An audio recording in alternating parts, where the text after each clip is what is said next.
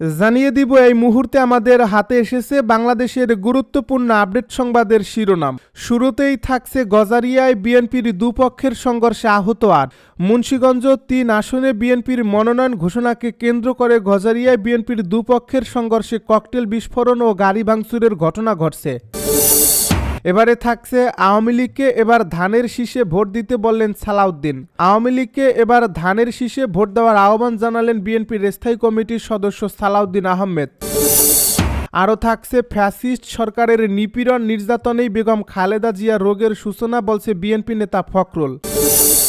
এদিকে পাকিস্তান আফগানিস্তান সীমান্তে আবার গোলাগুলি। সব শেষে জানিয়ে দিব কোনো শক্তিই হিজবুল্লাহকে নিরস্ত্র করতে পারবে না, বলছে নাঈম কাশেম। এতক্ষণ শুনছিলেন হাতে থাকা আপডেট সংবাদের শিরোনাম, এবারে বিস্তারিত। তবে তার আগে অনুরোধ রইল ভিডিওটিতে একটি লাইক এবং কমেন্ট করে জানিয়ে দিন ভিডিও সম্পর্কে আপনার মূল্যবান মতামত। আরও জানিয়ে দিন ভিডিওটি কোথা থেকে দেখছেন বা কোন জেলা থেকে দেখছেন।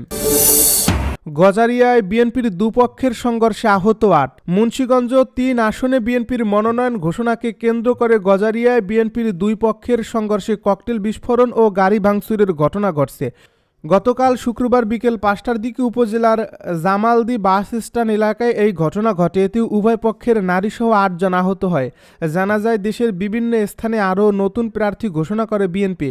এর মধ্যে মুন্সিগঞ্জ ৩ আসনে দলীয় মনোনয়ন পান বিএনপির কেন্দ্রীয় সমাজকল্যাণ বিষয়ক সম্পাদক মোহাম্মদ কামরুজ্জামান রতন। মনোনয়ন বঞ্চিত হন জেলা বিএনপির সদস্য সচিব মোহাম্মদ মহিউদ্দিন। স্থানীয়রা জানায় গতকাল বিকেল ৫টার দিকে মহিউদ্দিন ও রতনের পক্ষের লোকজনের মধ্যে এই সংঘর্ষ হয়। গজারিয়া থানার ওসি আনোয়ার আলম আজাদ বলেন, খবর পেয়েই আমরা ঘটনাস্থলে পৌঁছে পরিস্থিতি নিয়ন্ত্রণে এনেছি। আওয়ামী লীগকে এবার ধানের শীষে ভোট দিতে বললেন সালাউদ্দিন। আওয়ামী লীগকে এবার ধানের শীষে ভোট দেওয়ার আহ্বান জানালেন বিএনপির স্থায়ী কমিটির সদস্য সালাউদ্দিন আহমদ। শুক্রবার রাতে কক্সবাজার জেলার বদরখালী এলাকায় আয়োজিত এক সমাবেশে আহ্বান জানান তিনি। সমাবেশে প্রধান অতিথির বক্তব্যে সালাউদ্দিন আহমেদ বলেন, বদরখালীতে কিছু আওয়ামী লীগের লোক আছে, তাদেরকে বলবো এবার দেশের পক্ষে থাকবেন, নৌকা তো নাই, এবারে একটু কষ্ট করে ধানের শীষে ভোট দেন, তাহলে কিছু উন্নয়নমূলক কাজ হবে। তিনি বলেন, এই যে পার্টি করেন না কেন, তিনি বলেন যে পার্টি করেন না কেন, দয়া করে ধানের শীষে ভোটটা দেবেন, দেশের উন্নয়নের পক্ষে ভোট দেবেন। আওয়ামী লীগের সমালোচনা করে তিনি বলেন, দেশে গণহত্যা পরিচালনা করে তাদের দল, দলের প্রধান বিদেশে পালিয়েছে, তাদের রাজনৈতিক কোনো ভবিষ্যৎ নেই, এটা সবাইকে বোঝাইতে হইবে।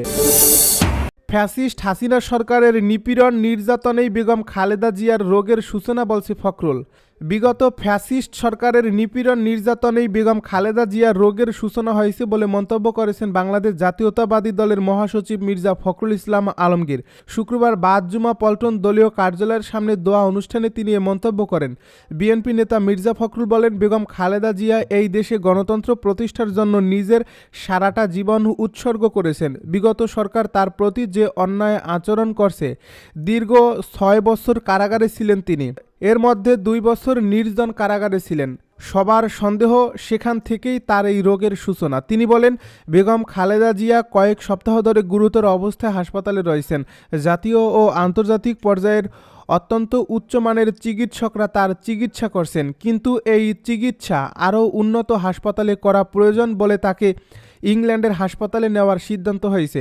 বেগম খালেদা জিয়াকে বিদেশে নিয়ে যাওয়ার ব্যাপারে মির্জা ফখরুল বলেন, চিকিৎসকরা প্রাণপণ চেষ্টা করছেন এবং আশা করা যায় কাতার থেকে কাল এয়ার অ্যাম্বুলেন্স এলে পরশু তাকে ইংল্যান্ডে নিয়ে যাওয়া হতে পারে। পাকিস্তান আফগানিস্তান সীমান্তে আবার গোলাগুলি। শান্তি আলোচনা ব্যর্থ হওয়ার পর পাকিস্তান ও আফগানিস্তান সীমান্তে আবারও গোলাগুলি হয়েছে। শুক্রবার গভীর রাতে দুই দেশের সেনাদের মধ্যে এই সংঘর্ষ হয়। আফগান তালেবান বলছে, পাকিস্তানি সেনারা কান্দাহারের স্পিন বোলদাখ এলাকার হামলা চালিয়েছে। তবে ইসলামাবাদ দাবি করছে আফগান বাহিনী এই চামান সীমান্তে বিনা উস্কানিতে গুলিবর্ষণ করছে। পাকিস্তানের প্রধানমন্ত্রীর দপ্তর জানিয়েছে, সীমান্ত রক্ষা ও নাগরিকদের নিরাপত্তায় তারা সতর্ক অবস্থায় আছে।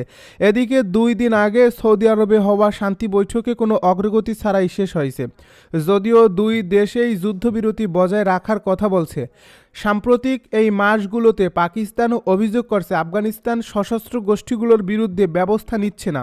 অপরদিকে আফগানিস্তানের অভিযোগ, পাকিস্তান তাদের আকাশসীমা লঙ্ঘন করছে। গত অক্টোবরে বড় ধরনের সংঘর্ষের পর তুরস্ক ও কাতার দুপক্ষকে আলোচনায় আনতে মধ্যস্থতা করেছিল।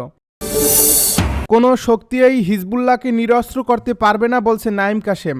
লেবাননের সশস্ত্র বাহিনী হিজবুল্লাহর প্রধান শেখ নাইম কাশেম বলেছেন, যুক্তরাষ্ট্র ও ইসরায়েল হিজবুল্লাহকে নিরস্ত্র করার যে পরিকল্পনা করছে তা কোনোভাবেই সফল হবে না। শুক্রবার সশস্ত্র এই সংগঠনটির নিহত আলেমদের স্মরণে আয়োজিত এক অনুষ্ঠানে তিনি আরও বলেন, নিহত এসব আলেমদের রক্ত আমাদের জীবনের আলো, আর তাদের কলমের মসি আমাদের পথ দেখায়।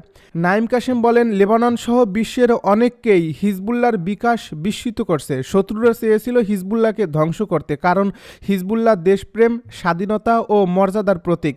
তার মতে হিজবুল্লাহ জাতীয়ভাবে একত্রিত করার শক্তি হিসেবে নিজেদের প্রমাণ করছে। লেবাননকে গড়ে তোলা ও মুক্ত করার কাজে দলটি যে কোনো পক্ষের সঙ্গে সহযোগিতা করতে প্রস্তুত বলেও জানান তিনি।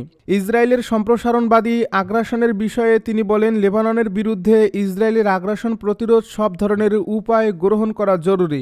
তিনি আরও জানান, যুক্তরাষ্ট্র ও ইসরায়েলের লেবাননের অভ্যন্তরীণ বিষয়ে হস্তক্ষেপ করার কোনো অধিকার নেই। নাইম কাশেম জোর দিয়ে বলেন, হিজবুল্লাহ লেবাননকে রক্ষা করবে এবং কখনো আত্মসমর্পণ করবে না। তার মতে অহংকারী বিশ্ব হিজবুল্লাহকে বদনাম করতে চায়, কারণ প্রতিরোধ আন্দোলনটি দেশপ্রেম, মুক্তি ও মর্যাদার একটি রূপান্তরমূলক আদর্শ তুলে ধরে। হিজবুল্লাহ প্রধান বলেন, হিজবুল্লাহ লেবাননের প্রতিরোধের অবিচ্ছেদ্য অংশ এবং বিভিন্ন রাজনৈতিক শক্তির সঙ্গে কাজ করছে। খ্রিস্টান সম্প্রদায়ের সঙ্গেও বিশেষ করে 2006 সালে লেবাননের স্বার্থে ঘনিষ্ঠ সম্পর্ক গড়ে তোলে দলটি। হিজবুল্লাহর পোপকে পাঠানো শুভেচ্ছা বার্তা নিয়ে বিরোধীরা অপপ্রচার ছড়ানোর চেষ্টা করছে বলেও তিনি মন্তব্য করেন। তিনি বলেন, হিজবুল্লাহ কারোর স্বীকৃতি চায় না এবং এমন স্বীকৃতি দেওয়ার অধিকার কারণ নেই।